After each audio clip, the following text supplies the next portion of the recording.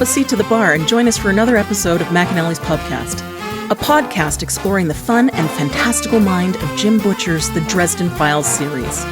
Hosts Tansen, Jess, and Maggie bring you another round of literary analysis on this immense, immersive, and colorful environment inhabited by Harry Dresden, the world's only licensed private investigator and professional wizard.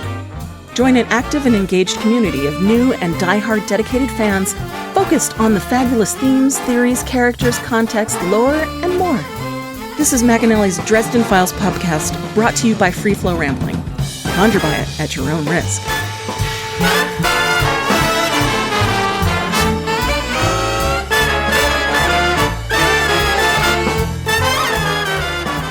Welcome to the McAnally's Pubcast, brought to you by Free Flow Rambling.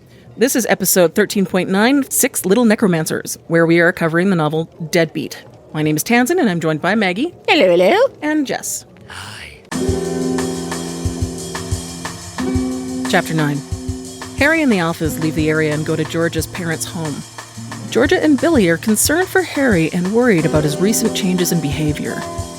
Dresden comes clean about the coin from the Fallen and that he may be under the influence of the demon Lasciel. I do like that Georgia pulls away calm and slow and collected, okay? Don't draw any attention to yourself. Be really chill. Pulling up onto the curb before that, less chill and calm, but figure it out after. That's okay. I get better when he's like, quick, to the wolf-mobile. Woof, woof. Wolf-mobile. Right. Just like that. Yeah. Billy probably could have carried me to flat-out run, but we just had to cross the alley. Georgia assumes it was a vampire attack, but was corrected that it's wizards, and then Billy's also like, yeah, he flipped a car. Right. Oh my God, are you okay? Yeah, I think so. We just, flipped a car on them. Yeah. And this is where Harry's like, yeah, and I was the one losing. Yeah, and I'm the one that lost. Which is funny. I mean, he was, and he did, but also... He was just throwing it in their face last chapter, being like, you lost, get out. Yeah, it's like, all my backup has arrived, so now you've lost. But I totally would have otherwise. Yeah, I get that. Harry and Cal will both know it. Right. So Billy's like, I'm thinking wizards, they seemed people-ish, and they have, these big cloaks on, so to me that just screams wizard, which fair. Well, and during the fight, that Dresden figures that it's wizards as well. He does, so all the other alphas run away, they'll meet up later, so they'll just take him back, and he's like, let's not go to your place, and they're like, dude, why? He's like, just trust me, just don't. Let's go. Somewhere you don't frequent too often. The walls have eyes and ears. Right. And possibly fangs. Right. So then Billy's like, hey, I don't even know. He's like, I just showed up at the end. So what were they? And he's like, oh, yeah, they want my book. And they're like, is it some rare, special? He's like, He's like, something about it, but... Tell us, Harry. Just tell us. We want to help. I don't know. I don't know enough to tell you, even if I wanted to. They're such keeners. They are. But yeah. Just want to do the right thing. Quit shutting us out. We just want to help. How are we going to improve on ourselves? We need a whole fairy war with you. Come on. I mean, to be fair, that was the whole shtick that got them involved in this mess in the first place. The original woman who went to them and was like, y'all want to be werewolves and help the community? And they were like, yeah, we do. We do want to help the community. That's all we've ever wanted. Right? Well, once we found out we could turn into werewolves to do it, that's all we ever wanted. But I just mean, it's not like they, got cursed into werewolves. They were being like, do you want power to be a good person? And they're like, we want power to be good people. Yeah. Well, I mean, we don't know that was Tara's, Ned. I mean, who knows what she initially had planned. Maybe she just wanted extra people to help her look for Harley.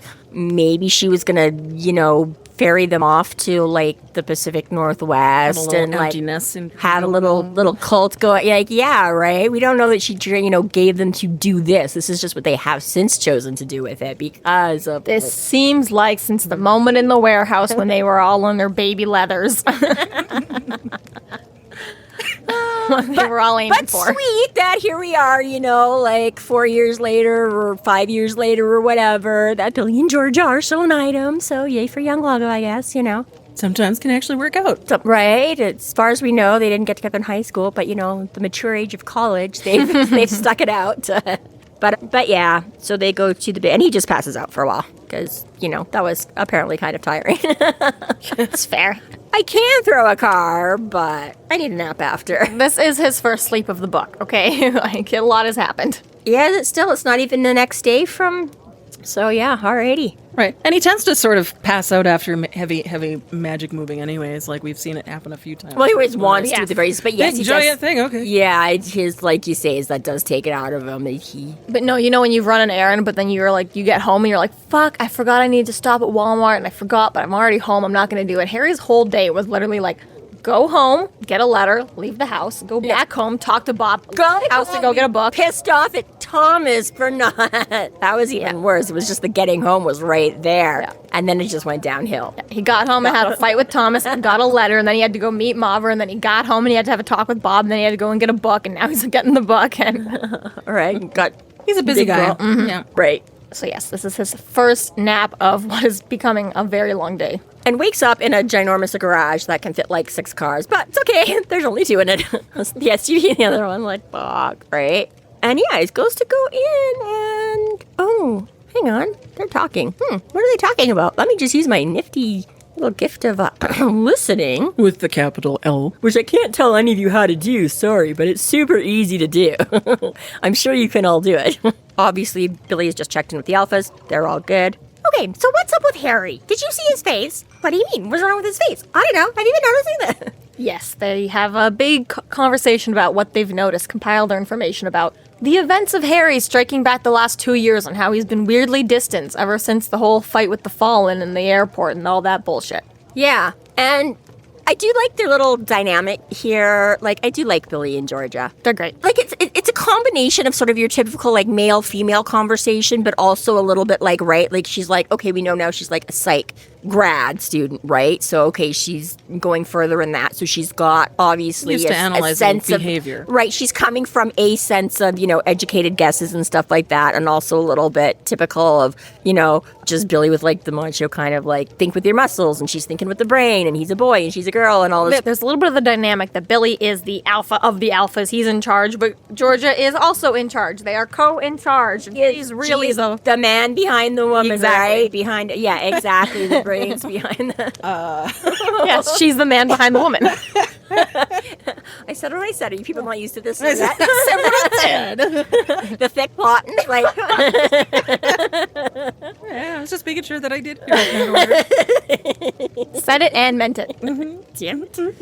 But yeah, just this whole little exchange where she's like, oh, I think something was, going on. And he's like, he starts being like, well, what do you mean? Like, what is it? Well, I want to help. Well, maybe we should just sit back and, well, no, I want to help. If there's helping to do, Harry can't do it all. Like, we're his friends. And she's like, okay, I'm not saying we can't help, but maybe we have to accept that this could be, like, bigger than us. Like, She is definitely the voice of reason. Right? Like, it's just this whole where you're like, Billy is good, and he is a good guy with a good head on his shoulders. But again, there is, like you say, He's still a bit of an excited puppy. he's still got a little bit of that excited puppy, right? Like, a little bit where they're coming more to a peer level, but still where exactly there's still that little bit of, like, hero worship or idolization or whatever, right? Where yeah, Harry knows everything, but I mean, come on, he might also need help. And, just because he says he doesn't, well, he might not know that.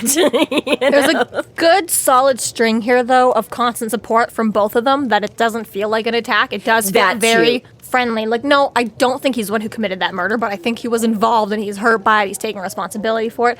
That we've had in cases before this where Michael, Murphy, whoever have been a little bit more on the, like, what did you do, Harry? Just tell us. Like, we know you did something. But Yeah. George and Billy are a lot more like, no, 100%, we're on Harry's side. We're just worried, even without Harry being there. He and gets having more to- of the benefit of the doubt. Totally, yes. Yes, yeah. And exactly, right? Where she's like, yeah, all this weird shit. And yeah, Billy will like, you think he did it? It's like, no, dumbass. Like, of course I don't think that. But I think, like, exactly right. They're She's very like, loyal. He was probably working Very a good. case that was involved. And Bill's like, okay, yeah, like, whew. But yeah, exactly right. It does all come from very much a place of, like, love and support. And exactly right. So even when he's, having his little sort of freak out, I'm like, what? And George is like, dude. They So- do say, Yeah. now, okay, unlike Georgia, I'm not a psych major or anything, okay?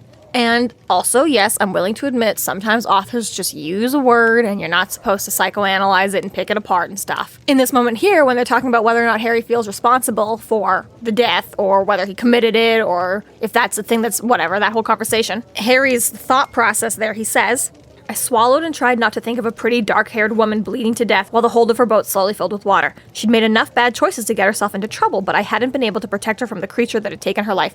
That seems like, creature just seems like a weird word to use when specifically the people you would be talking to, monster would be the more appropriate word. Like, it just seems to me like monster is straight up. Like, it should have been just called a monster. Yeah, creature's very forgiving. Right? And I'm like, well, you are part fallen now, too. Like, is that where some of that forgiveness is coming from? Like, it's not like you're trying to talk to another fallen and you're like, let's not call it a fallen. Harry is talking to himself or the audience or justifying himself to Georgia and Billy in his mind, and he uses the word creature. Whereas to any of those people, you'd think the word monster would make the most sense. If he was talking to Nicodemus, you might use the word creature. Or if you were talking to even, It's just when you said he's part fallen. Harry is part fallen. He picked up the coin. That was the point I was about to get. We haven't really officialized that yet. We know he picked up the coin. Yes. That's it. I feel like that's enough. I don't know. Do you ever have the impression that he's like part fallen already from just having picked it up, or? Yeah, well, not maybe part fallen, but definitely under demon influence, especially because of the hellfire that keeps coming out through his magic. Okay. So I know he's certainly, or at least I think he's certainly been heavily affected by the Okay, the it's just the way you said part fallen just makes it sound more like a influence, like you're giving a bigger commitment to that. Yeah, and that's all. I was not quite. That's what was throwing me. But it's a nice little. I think it might be a good foreshadowing, or like the change of language, because we do know that Butcher does change tenses, especially when he was referring to monsters. He in the past has gone he, she, it, they. Yeah. Mm-hmm. And that's my wonder, because I picked that up my very first reread of this a couple weeks ago. It wasn't like my 5th or 6th or 7th time going through this book in a short period. This was the first time I'd read this book, and probably since my last reread in 2020. Mm-hmm. And then I was like, creature? Not a creature, that's fully a monster. I was like, even using the word creature for like alphas is somewhat more like, your friends that are supernatural are creatures. Your enemies that are enemies, they're monsters. I don't know. Toot is a creature. Yeah, like, I know it could totally just be Jim Butcher just using another word. Yeah. I just feel like an evil thing that you fought that isn't human and has monster parts can definitely be called a monster.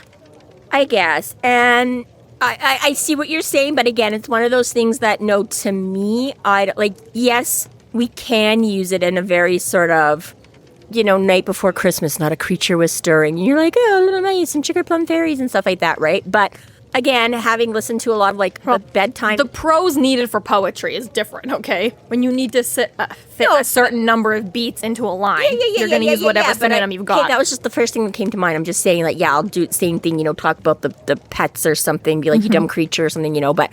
Like the whole bedtime story thing or whatever, right? Where again, they talk a lot about creatures on there, and they're talking about this, like the My Little Creature. No, see, I don't think like that. No, they. Did you say Winnebagos? Yes, the Wendigos or whatever. Wendigos? Yeah, those things. Like we had this now discussion I just see before. a motorhome. But the Mothman and Bigfoot. Cryptids. And, yes, cryptids, exactly. I think if people refer to them as and those are monstery enough to me, but they're still like, the creature from the Black Lagoon. I'm like, to me, that wasn't like right. Toot I wouldn't refer to as a creature per se. But I feel like that makes my point. People stand around saying, I want to marry the Mothman. They can use the word creature. When people are like, I'm afraid of Mothman, they use the word monster. People do want to marry cryptids in a joking way, or maybe, but when judging. People on the internet are being like, I love Slender Man, like, what a beautiful creature. Yeah, they're not trying to demonize him as a monster in that moment. Yes, you can say that, or a beautiful creature, stuff like that, but yes, I was just saying to me personally, yes, that it's interesting because no, I don't necessarily see it as just a lighter use of the term, except when it's being used as in exactly like, oh, you beautiful creature, you or something. I like that, or feel what a magnificent creature when you're looking at a tiger. I feel, but I maybe also very much equate creature to monster. The only person qualified for the difference would maybe be Hogwarts professor, teacher of creatures, of magical creatures, Hagrid. Dear Hagrid. Which would you say is accurate? So yes, I'm not saying it's right or wrong. It's just this, that you take it, and I just say yes. It's funny that I never picked up on that word and that phrasing in that moment. You call I do think, in my from my own opinion, that creature is a little bit more forgiving. Yeah. It doesn't evoke the same, like you were saying, about the word, that monster. Yeah. Or horror. I don't know, maybe Harry's just trying to soften his own mind, right? He's not there. At the time, he was like, fucking monster came in, and now he's just like, again, trying to blunt those edges with time and distance, just like, poor Francesca, she made a lot of bad choices, but she didn't deserve to get knifed by that creature. Knifed is a really forgiving word for what happened. Shredded like corned beef. I don't know. Gross. Gross. Well, So yes, Anyways, I it guess was just a we will weird see. Yes, term that pointed for me. So while they're sitting there contemplating and Discussing this matter. yeah, Billy's like, well, I don't know. He's like, you're the sick grad. What do you think? And Harry decides to make his subtle but dramatic entrance. Yes, Georgia. What do you think? Fade to commercial break. Nope, actually, no. But if it was a show, that would be where the person suddenly walks in on their, oh my God, somebody was standing on the other side of the door, and they go, oh, And they're holding a gun. Harry, is that your staff in your hand? I really actually do enjoy how this plays out. It's so good. It's not now we've got this unnecessary drama. If everyone had just explained themselves. You know what? You're right. It's just been going on. You guys want to talk? It's handled very maturely. It is Totally. nice. And It's really nice. What's crazy is that Harry decides, yeah, actually, I should talk. They're like, Harry, friends rely on their friends. They don't keep it all to themselves. They would vent. They would share these problems. They would Friends get help. don't let friends do spells traumatized. Yeah. Yeah. And Harry decides that he agrees and actually tells them that's- I the know. legit Right. truth. We don't have a 10-hour conversation in his head about whether he could or should or would. But before we get too far, there's a point in here that I just wanted to bring up. Just as it's a little bit of an aside, but I thought it was interesting that so Georgia asked Billy if he was close enough to get a scent from the Oh, yes. wizards, and he admits that he couldn't pick up anything at all except for sulfur and brimstone. Yeah. And doing a little bit research on at least fire and brimstone is more of a biblical sort of a reference. Yes, it is. It's an expression referring to God's wrath, and it's found both in the Old and New Testaments. In the Bible, it often appears as reference to the fate of the unfaithful. Brimstone is an archaic term synonymous with sulfur. It evokes the acrid odor of sulfur. Well, it's also given off by lightning strikes, but that's beside the point. But it is the association with divine retribution common in the Bible. Mm-hmm. So it's an interesting that was what was pointed out. Yes. Mm-hmm. Just want to make that real quick point before we get too beyond. I'm surprised that brimstone has that much of its own smell. That is the word that Billy used. Yeah. Smells like sulfur and sulfur. Mm-hmm. Yeah. It's like that weird ozone. Yes. So yes, the fact that Harry doesn't even put it off and says well, at the end of this book, let's sit down and talk. He's like, no, right now, yeah, okay, let's have the conversation now. And even the way Georgia, right? Like, Georgia's very straight up. She's like, it doesn't have to be us. Like, I'm not saying, oh, Harry, she's like, I get. She's like, I just genuinely think you need to talk about somebody. It doesn't have to be us, but you need to talk and somebody about something, right? And just gives him the out there, too, right? Like, yeah, I'm not saying, like, oh, no, Harry, if you don't confide in us, you'll know. She's like, I don't care. I'm not trying to know your shit. That's fine. Yeah, and it's not forceful. Like, it is. If there's pure concern. If there's somebody better qualified or somebody you feel more comfortable or whatever, blah blah blah, right? And Harry's just like, yeah, you know what? No, let's do this. You're my friends. And he doesn't even take a big long build up to get right to it and stuff like that. Like, he literally jumps in, he gives a couple of minutes to drink some beer, and then he's like, okay, so a couple of years ago there was like this demon, and I touched. And this is one of my favorite parts too in the whole thing, right? Because she's all like, oh my God, what did you do? And he's like, there was this coin, and then there was this kid, so I just didn't even think. I just, And he says here, right, she's like, well, you know what? Yeah, it was a bad situation. You just reacted quickly. Like, of course you had to, right? Part of me probably wanted this power or whatever, right? And she's like, well, what do you mean? And he's like, why didn't I pick up the kid instead of the coin? And I'm like, yes. Because I remember when it fucking happened, that was the same, like, pick up Harry! Like, what are you, right? And I'm just like, oh, I feel so validated. Thank you for coming back, and you pointing that out too, that being like, yeah, no, that was the thing. But what a poignant moment, too, for Harry to be able to admit to that as well. Like, yeah, but if I didn't, then how come I didn't do that? So maybe there was some temptation working there. Maybe like, I had to do it. I was acting fast. We said it multiple times throughout the series, and we said it back then, too, that the way the Butcher wrote it, it didn't seem cheap. It did seem like, in the moment, holy shit, slap your hand, grab this. But yeah, looking back on it, there was a lot of in-the-moment quick reactions you could have gone for. And absolutely, right? Having been somebody there, I remember at one point doing like a first aid course, and we were doing parts of it. So we had somebody being, the victim lying there on the floor, and we just broke it up into stages. So somebody did the first part of like checking their airway, and then they pass it off to the next person who had to, do this. And then somebody went and got the AED, and then the next, right? So it was all, and I just remember the person that got there, that was her thing. She went and she got like the AED, and she comes running back with it and basically just like slings it into like the face of the next person and like takes off running. I was like, okay, yeah, we're trying to do this, like, because I think we were competing sort of in like 2 teams. There was 2 groups of us going. So it was like, okay, yeah, we're kind of doing it on like a time thing, and but I mean, but it was just, again, that was her, like, I know this was a simulation, there wasn't actually anything. And yeah, her still panicked, like, be quick, when she literally took like this plastic box and basically, just about injured somebody trying to save her life, because it was all like, here, So I'm like, yeah, we all do afterwards. You're like, you didn't have to freak out that much. You could have just handed it to him, right? Who was it, Mandy? Love you, Mandy. That's it. Okay, this was at your adult first aid course. I thought you meant cubs with the children. No, this was during Skills training. skill training. Yeah, this was like... Rearrange the mental image. 10 years ago. Oy vey. Yeah. 23. But anyways, yes. So yeah, Old enough to definitely know better. Yes. Not a 9-year-old being like, I don't know what I'm doing. So I get, right, there is that in the moment. But again, I know specifically for my purpose as the reader, being able to, like, yes, you're panicked as you're reading it, but also as soon as it happens, you can take that, right? Like, I did know, right? I'm like, I do sort of, like you say, did not feel cheap in the moment, did not feel like, what, right?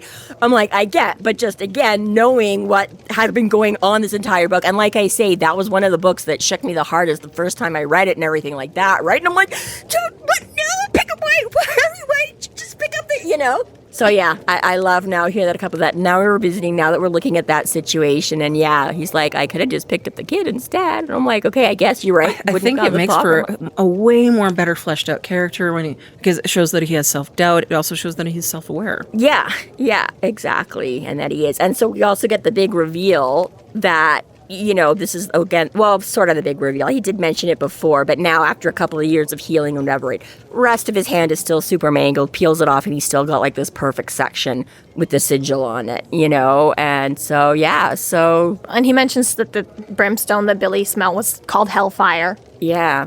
That's what I was using. Yeah, straight from hell. You're right. It's very biblical. It is. Yeah. Like. As a matter of fact, all that fire and brimstone shit was, And they're like, okay, well, why are you using it? And he's like, I'm not. He's like, that's the thing, is like, it's not a conscious choice. He's like, I'm not trying to use it. It just seems to show up in it now, right? So I don't know what to do with that either, right? Like, same with that. We've had these unconscious moments of using his hand. When he's not thinking too hard about it, he seems to be able to get some movement out of it, right? And yeah, apparently as he was sleeping in the car or whatever, he just about, they're like, I thought he was going to snap his staff in half. He was gripping it so hard. And Harry's like, this is while he's still listening at the door. And he's like, yeah, I tried to move it. And he's like, maybe it twitched a little, right? So he's like, conscious effort, he can't. But in the car, he was like, had literally like a death grip on this thing, and immediately George was like, oh, Billy's like, what? Oh, what? And she's like, it's like a demon mark. Like, you've been like branded, right? And he's like, oh, and Harry's like, yeah, essentially, right? So what does this mean, right? And again, he goes through the thing. He's like, he goes through everything he did. I locked this shit down tight. Like, the second it happened, I was like, fuck no. And I went home and did everything I possibly could and thought I was cut off. And then all of a sudden I noticed that this hellfire thing started popping up. So he's like, even since just concreting this thing away, I've now been looking up spells and rituals and trying like anything and everything I can come across, possibly imagine exists out there.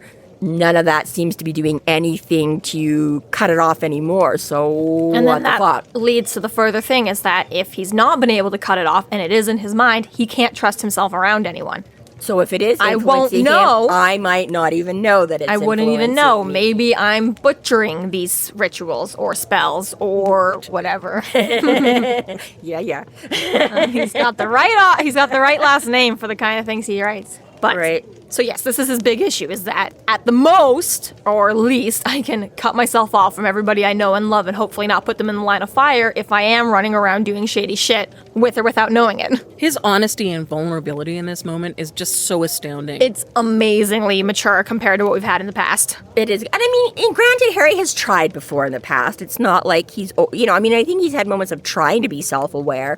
But yeah, we're growing, we're learning, again, as any normal person does, right? We all think that, right? You get to 18 and whatever, and you're like, I know all this shit. I know how the world works. Like, yeah, I'm not stupid, right? But every consecutive year you continue living, right? You go, oh, yeah, I've got different life experiences from when I was 20. Oh, 25 is different from 20. Oh, 30 is different from 25. Oh, 40 is different. You don't know what you don't know. You don't know what you don't know, right? I take a particularly convoluted way to get here, and each and every single time on the way here to record this podcast, I remember just how fucking complicated I thought that whole mesh at Chinook was. And now I drive it in multiple directions every single day, and I was literally thinking on the way here, I was like, I remember being a kid and thinking this was the most complicated shit in the world. Right. And looking back on it now, it's like ABC, 1, 2, 3. You just drive on it, okay? It all makes sense. You read the signs and you do what you got to do. But I was like, I still remember being a little kid watching those little fish under the underpass and being like, how does anyone get around this thing? So many roads coming and going and splitting and crossing and underpass and overpass, and yeah, exactly, right? Like,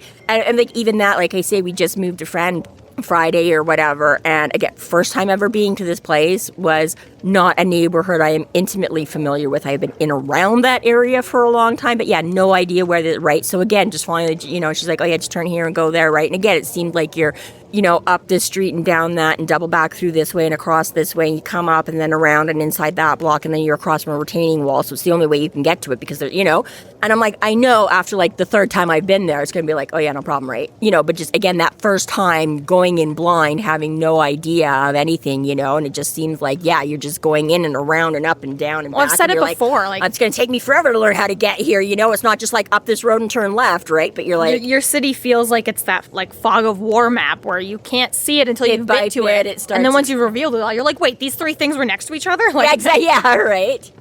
Very much. I always have that same Yeah. So anyways, point is that it's nice to see Harry, and again, also, yes, he has maybe tried in the past before, but to have people that are now in the know that you can have these conversations with, and they're, I mean, like we've said before, you can't go and complain to all the people you're protecting that you don't know how to protect them. Yeah. Right? But to have someone who's a little bit closer on your level and you can say, listen, you're not as reliant on me anymore, so I can have these grown-up conversations with you and be like, things are hard and I don't know what to do and I fucked up here, here, and here. And also be mature enough to say those things. Yeah, and actually get to the point of what you're, but, like, I like even here where she's like, well, Harry, I'm just a student. He's like, I don't need a psychiatrist. I just need to, just brings me back to that conversation we had. We were like, yes, Harry, you do need it. I don't know where you go. So, okay, so maybe Georgia can be Georgia would be all right. She wouldn't go insane. Okay, see, this is the thing. In actual chronological order, Billy and Georgia are not that much younger than Harry. But again, experiences, whatever. But this is where it's even different again from like Murphy, right? So it's like, oh, okay, Murphy's like, a little bit older than you. Murphy's grown up, had a life. She's an adult. She does a cop job, which is very right. She's got a whole other side of maturity and whatever, right?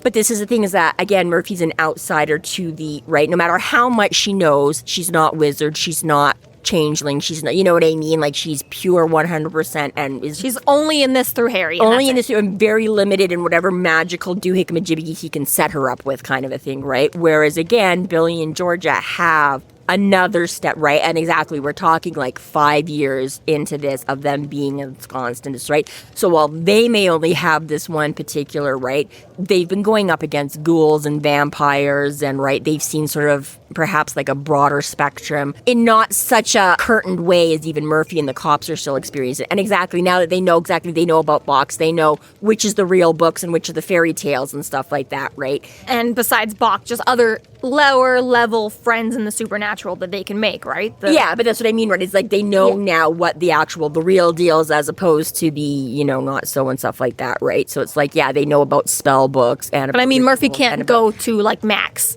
and be friends with them, okay? She's only got Harry and at the moment Kincaid in Hawaii, but for the most part, she can't go and make her own contacts. Well, yeah, I was going to say now, but you're right. Initially, yes. Murphy now is, I would say, yeah, she can go to Max, but you're right. She never really would have been drawn to that or would have sort of been pushed away repelled from that environment, if Harry hadn't brought her into it exactly that, yeah, Leo's sort of in the know, sort of find out about it in that sense that you're right, yeah. So exactly, right? So I think that's where, he's got the benefit here too of them, like you say, not being quite as dependent and just having that little bit more full submersion in it from a different way than, he just could get with or from or for Murphy. Almost like a move between being more of the outsider into the actual man. Yeah, exactly, right. So, like he says, we know as much as Murphy is involved and is not a quote-unquote outsider, but through physiology, Growing. whatever, right? Like you say, right? It's It's a different relationship with Murphy for a variety of reasons. Yeah. And Billy and Georgia provide a brand new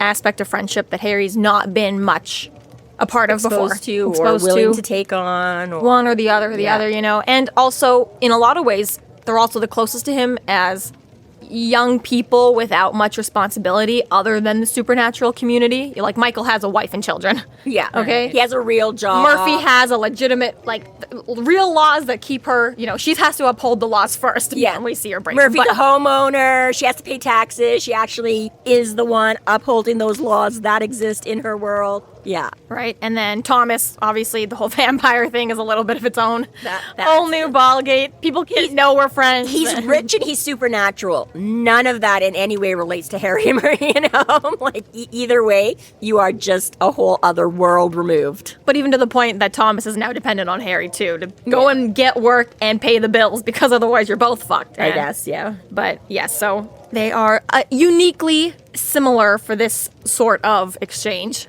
And obviously, we also mentioned in the last book and such, why is Harry getting a girl who should be the target of these spells, and maybe a boy would have been a better option in the last book when we were doing the whole targeting of women in the area, and he asked for a woman to go and help him. We mentioned that, right? Yes, sorry, yeah. He is purposely avoiding Michael because of the whole Fallen situation. Now we know why Michael has been gone for a little while and will continue to be gone for a little while. Reason why no cameos. Not only does Michael have his own shit to do, but Harry is purposely trying to stay away from him. Yeah, it's not just that it hasn't happened, and it's like, again, right? It's just between this brand. I'm like, okay, fine, so you've got it covered up because it just conveniently happens to be on your burned, mangled hand, so no one's gonna see it anyways, right? But just this back and forth between, he's like, I can't necessarily tell if I'm being influenced because if it's in me and influencing me, right? But at the same time, he's like, but I can't go around Michael because he would be able to tell. You know what I mean? It's like, so he could totally, I can't detect shit, but he might be able to detect shit, and that would be that. I mean, again, whether some of that plays... Harry's fear is that God is going to say, kill him now. If some of that specifically delved into, the default, right? But exactly, right? You're like, well, yeah, how many... Is it just a case of the Knights and the Fallen? So there's that link. Or exactly, I'm like, okay, fine. Billy and Georgia, because they're, like you say, just this one spell wonder. They know how to do a werewolf and that's it. So they know all about the supernatural. But like you say, they are not as, could another wizard or some other type of being, Harry sense says that on him. He says, I'm pretty sure the council, there are spells to detect this. Oh, well, yeah, I'm okay, but they might have try to. Okay, yes, but I mean, the difference between just oh my God, you stink of, and let me do, it's like, yeah. I can do a blood test and find out you have a disease, but if I never know to test for that disease, I'm never going to find out. Right. So Michael could just walk around, and if Harry never does anything shady, then he could be good. But if God immediately is like, ding, ding, ding, ding, this guy's blacking out in the middle of the night and doing shady shit.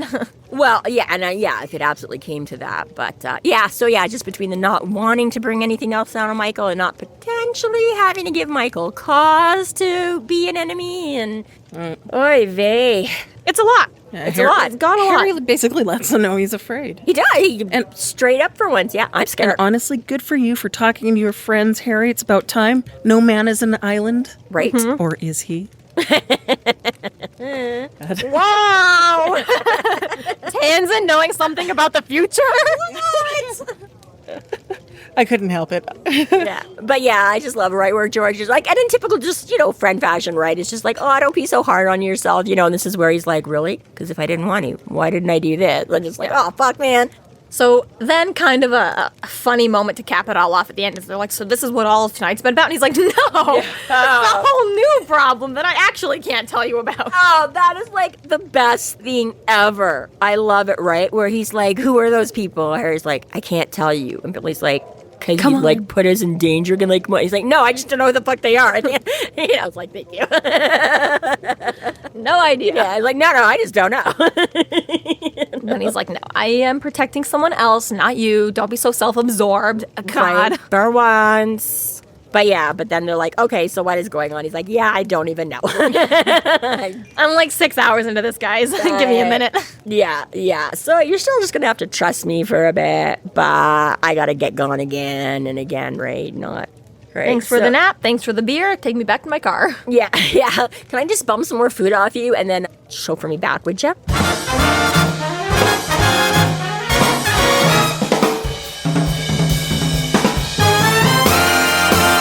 Thank you so much to our Patreon subscribers for your generous support. It's people like you who help us keep doing what we're doing. If you're not yet a Patreon subscriber, sign up today and get a fuck ton of bonus content, kick-ass merch, behind-the-scenes outtakes, and more. Sign up today at patreon.com/freeflowrambling.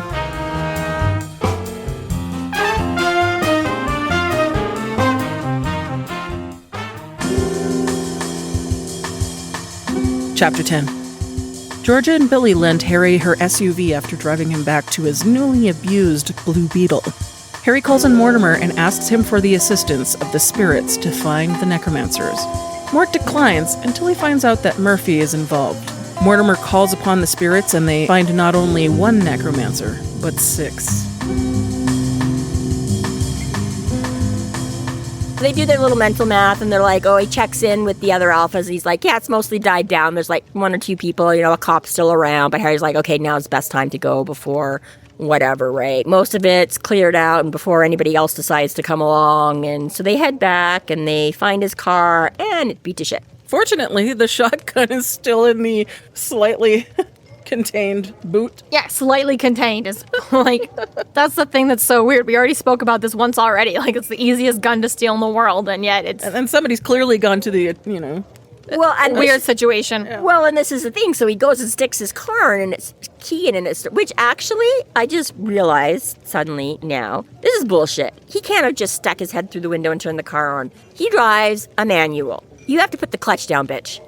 You liar. My car, I can lean in the window and just turn the key. Yeah. Oh, I was about to say, you can technically change the gears while it's running, yes. But yeah, you... To turn it on, you have to depress the clutch when you turn the ignition. So unless Mr. Long Arms has just casually stuck his hand down on the clutch while he leaned through the window and they just didn't put that in. But I had never, thought about that before, but...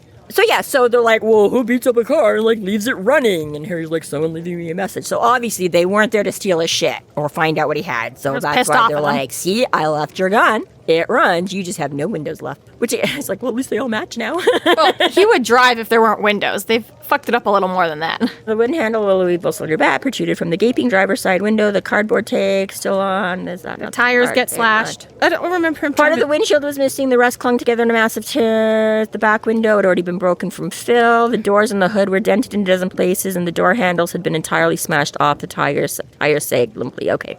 So, yes, okay, I did forgotten that the tires were slashed and the door handles were ripped off. I was like, yeah, whatever, it got... Harry would drive the car still if it was just windows smashed out. Yes and no. I mean, yeah, there's... It's maybe more suspicious, but he's done it before. Well, but I mean, I was going to say there's only yes, it's difficult to drive. All the glass on the seat. Yeah. Okay, fine, yes, yeah, the door handles and shit. So, yeah. Right. So, see, door handles aren't... He definitely didn't get in it, but like I say, he was leaning through this window. I'm sorry.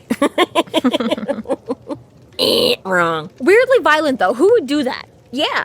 Somebody trying to send me a message. He says it wasn't done by magic, so it couldn't have been Cal or Kamori. It wasn't done by magic. They have the bat. He's a Louisville Slugger baseball bat sticking out of the gaping driver's side window, complete with its tag. This is a brand new bat they came, bought, smashed his car up and left it there for him. And most regular humans would have stolen his shit along with it. Would have stolen his shit along with it. It was and Bach. Whatever, and wasn't like... Bach's mad that he destroyed his store, so he's like, I'm gonna beat up your car. We don't know that yet. He's like, fuck this guy. Yeah. Get off my property. Scared my customers away today. Bah. Which is a good thing he did, or they would all still have been in the store when the smackdown went. So really, all Buck had... But we know that Harry didn't park right by the store either. He had to walk a little. Down because it was... Yeah. But I was going to say, all Bach has at this point, he's just got to replace one window. Surely that's not worth... But yeah.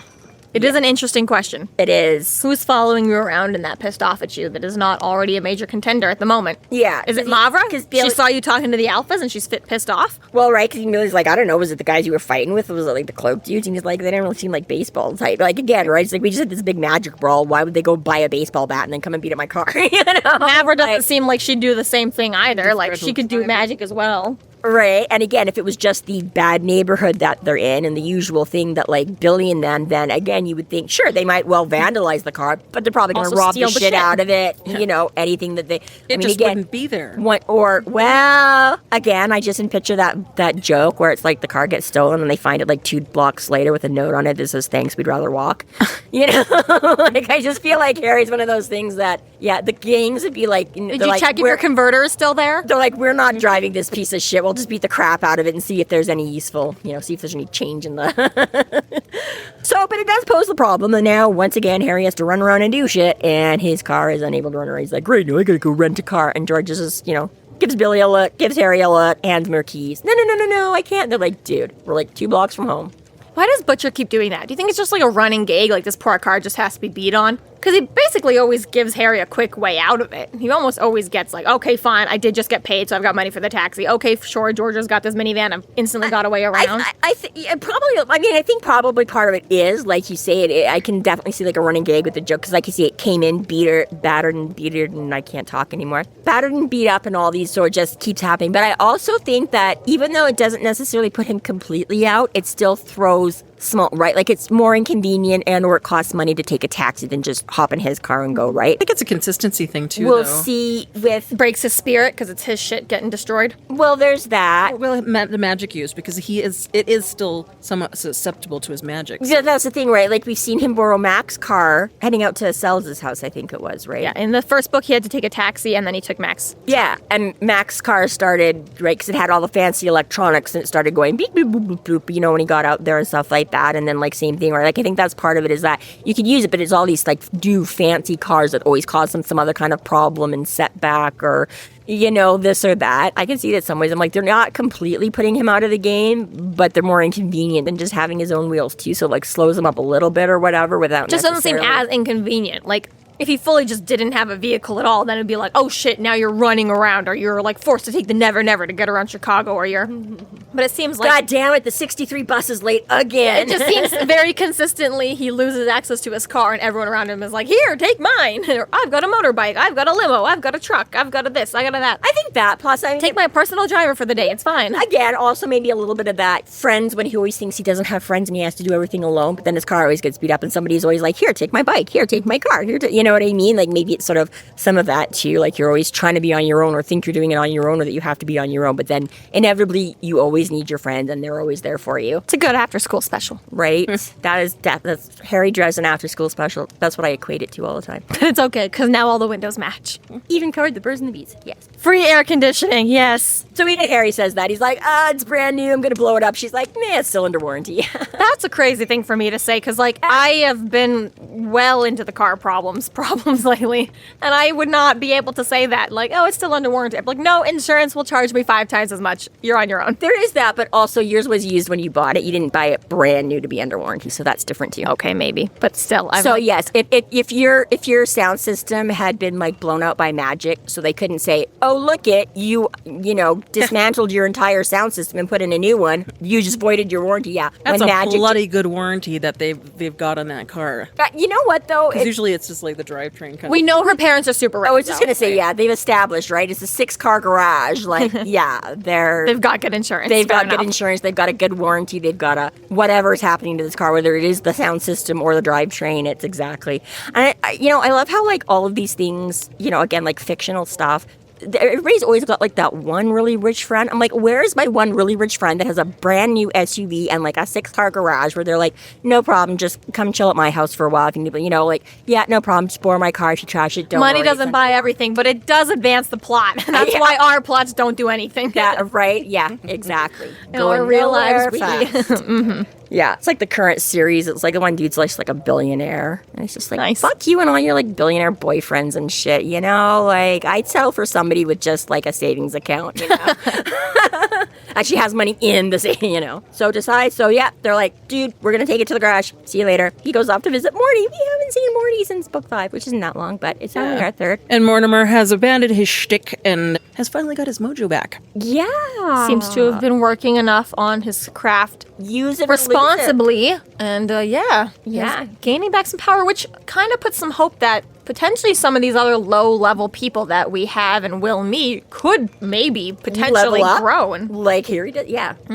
that it is not such a one-trick and you're done shop as it seems. There's a lot of metaphors in one, but I know you understood what I meant. Yep.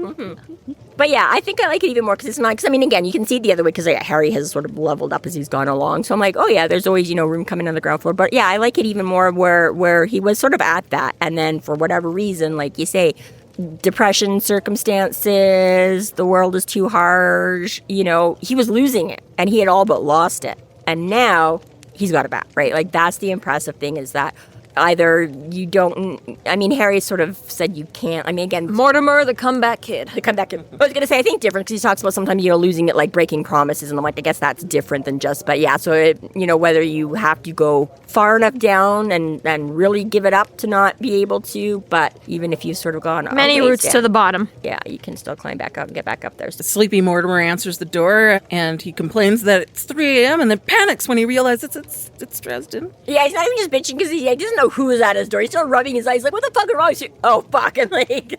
And once again, Harry did let him slam the door. So Harry Jim asks Butcher. for help, but isn't this against the rules? Yes, but isn't what against the rules? Mavra's rules. You're not allowed to get help from anybody yet. It seems like Harry's broken that already multiple times tonight, and he seems to This is very much specifically like... You help me do this. And part of me is wondering because Mavra just must not know the way Harry works, because obviously part of a private detective is basically running up multiple leads. This is just running up multiple leads. It's still his job as a private detective to do that.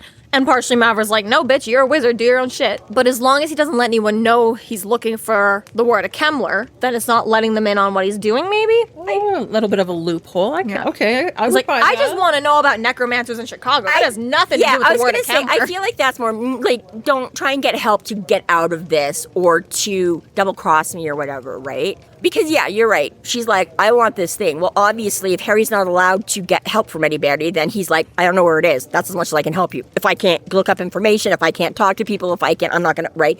So, yeah, I feel it's maybe not that you can't, but just, you can't get, exactly, you can't be like, oh, Mavra's out to get me, do that, or be like, hey, how do I get out of this loophole with Mar, or, oh, help me by, secret. Basically, she said, don't call the cops.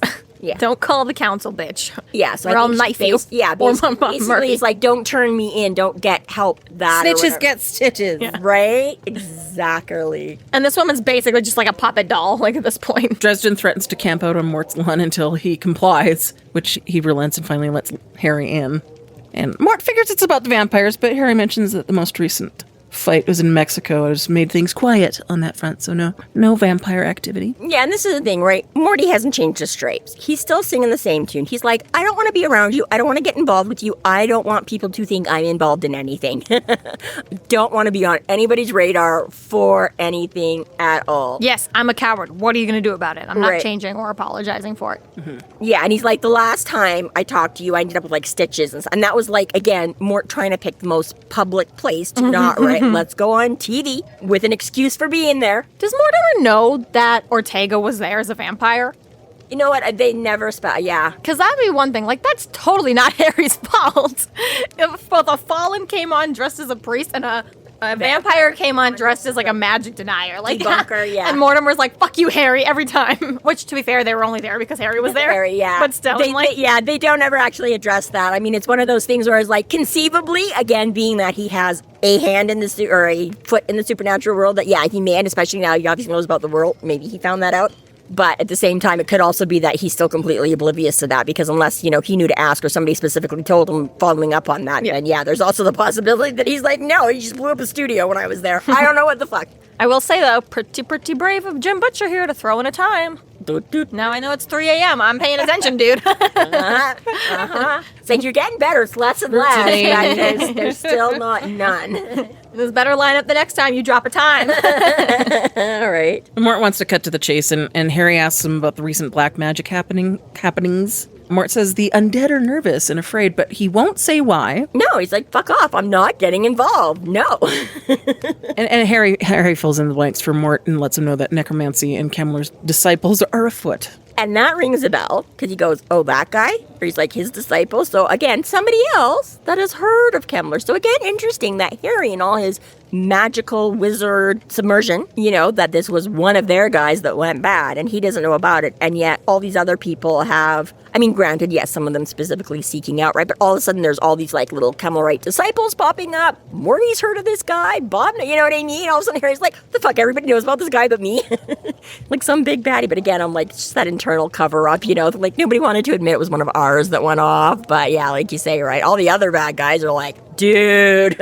Mortimer here is very fair, I think, when Harry's like, you're one of the strongest Necromancers. Like, you have a duty here. And Mortimer's like, it's not offensive, okay? It's dangerous if I start going around being the smartest man in the room. People are going to come after me. Yeah. Yes, I know a lot, but what the fuck do you want me to do with it? Yeah, in this case, this power does not give me power to defend myself or anything. Right? You're not here to protect me every day. Yeah, he's like, I'm not a wizard. I can't get on the council. I don't have all of them to back me up, right? I'm not a you come at one of us, you come at all of us. He's like, I'm a one of us. Yeah. And I don't want to be. And, you know, and again, that's specifically, right, where Harry's like, dude, you're just going to, like, run away and hide again? And he's like, yeah, I am what I am. You know this. I know this. I've never claimed to be anything different. But again, I still have more respect for him because the last time we saw him and he was pulling this shit, it was, again, just the, oh, no, I'm a scaredy cat coward, little, right? And you didn't have but now you're like, you know what? Self-invested. I'm like, you still sort of have that, but at the same time, seeing that you've cleaned up your act, seeing that you've, you know, toned down on, I'm like, yeah, you're still a little mystic bullshit because that's what sells. You gotta, you know. But in this case, he is actually more concerned about the ghosts. But yeah, it's like you are seeing a more mature, calm, you know, like, yeah, I'm covering my butt, but also bit by bit, yeah, you discover there's a little bit more that he's like, no, I don't want to draw them into this. He's got his reasons behind it. And just because you're dead doesn't mean they can't suck you in, right? And I'm like, yeah, no shit, Harry. Your whole reason for starting this was what? What again? What are we dealing with this book? Necromancy. Wait, what does Mort deal with? Oh, all these dead people. Yeah. Well, I mean, yeah, Mort really makes a name for himself right here as, like, respectable. Yeah. No, I am on the side of the dead. They are the ones who are my friends. They are the ones who have backed me up this whole time. They're the ones that since I was a kid, I've had to talk and reflect and know. And they don't think I'm crazy. All these other motherfuckers think I'm some straight nut job talking to people that aren't there. But those are my actual friends. And if I've got a responsibility to anyone, it's them. Because who else can speak for them, right? Like, exactly, right?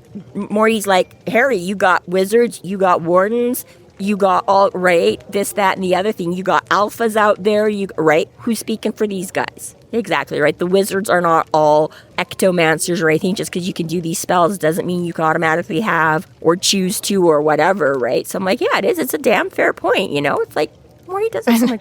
Underlined by the fact that apparently Harry agrees, because when he can't get Mortimer to agree, he's basically ready to leave. He's not going to bully Mort into this. He's like, well, fuck, you've made some good points. Yeah, he's like, you're taking a stand. And, you know, again, because, like, that's what Harry is, right? Harry's like, I draw that line in the sand whether anybody else agrees with me or not. But he's like, when I draw my line, that's my line, and you're not right. And he's respecting that. If you stand for nothing, you'll fall for anything. Exactly. Mortimer's making a stand, and Harry's like, understood and respected. This is what I bitched about you for, like, 4 books ago. Yeah, exactly, right? When we first met him in, like, book 3, he's like, dude, come on, you're not, right? So yeah, now Mort is like, this is what you want in here. He's like, yeah. So he's like, so again, I like really well that it goes where he's like, I need it to help her. Like, this isn't even just for me. I get that you're pissed off that you're right. Every time we bump into each other, shit doesn't go well for you. But like, dude, it's not for me. Like, I need to help a friend, but I can't tell you about all that, right? And then, yeah, so as he's like, Kate, thanks for nothing, Mort. Which again is part of like, yeah, fuck you, but also a little bit of a, I get it, right? Like, yeah, I didn't get my way. I'm going to pout a little bit, but yes, I respect your decision. Exactly. Well, versus the first time we saw him, and Harry's just like forcing his way into the house and pushing him around, and is like, "Fuck you and fuck your house. You're going to do what I want right now." That still is a great scene. I love that he just manages to like sneak in behind him and just again that whole mystic. How the fuck did you get in here? You seen that like mom and the toddlers? The toddler's trying to push mom out of the room, and then mom just gets in around him anyways. No. Oh, it's so fucking cute. It's so cute. No, I have. I'll throw it up on our social media story on the Friday that this comes out. But like, okay, so cute. But yeah, the kid's trying everything in there, and then mom's just like 6 feet taller and can just step over them. And it's like, basically, the kid is just pushing the door closed or whatever like that, right? And he's got his face like pressed against the wood, and then mom slips into the room and comes behind him, and then he finally like gets the door shut. Right. And then kid steps back, all proud of himself. He turns around, and mom's right there. He's like, yes, that would be cute. So yeah, so he's like, well, who are you trying to help? And he goes, ugh, it's Murphy. And he's like, oh, well, why didn't you say so? I like, not even like, right like, yeah, he's just like instant. He's like, oh, well, if it's for Murph. And he's like, what? Yeah, okay, yeah, I don't know why, but okay. Yeah, so he's like, what? And he's like, oh, I knew her father. Well, I know her father. Right. Oh, oh. Because, again, we've had burial, right? It's been mentioned, and you're like, oh. Because, yeah, Daddy. Well, I guess we found out a lot of it last book when he met Mama Murphy. Yes, he used to work for the Black Cat. Yeah, we knew original he was a cop SI. that had killed himself or whatever. But yeah, now we found out there was more to than he wasn't just some sad or washed up or something like, oh, gee, maybe this is either A, why he killed himself because he was dealing with all the spooky natural shit, or maybe, again, there's more to that story and that's not what it appears on the Or surface was either. killed for what he knew. and- Or, yeah, exactly, right? So all of a sudden, yeah, it's got that whole other level. So yeah, so I only recently just watched all of Game of Thrones, and there was a moment, I don't even remember what it was, but like, whatever, fucking Ned Stark has been dead for 5 seasons, so at this point, like 10 years or whatever, right? great, now I can never watch it. And then, yeah, I know it was on your bucket list.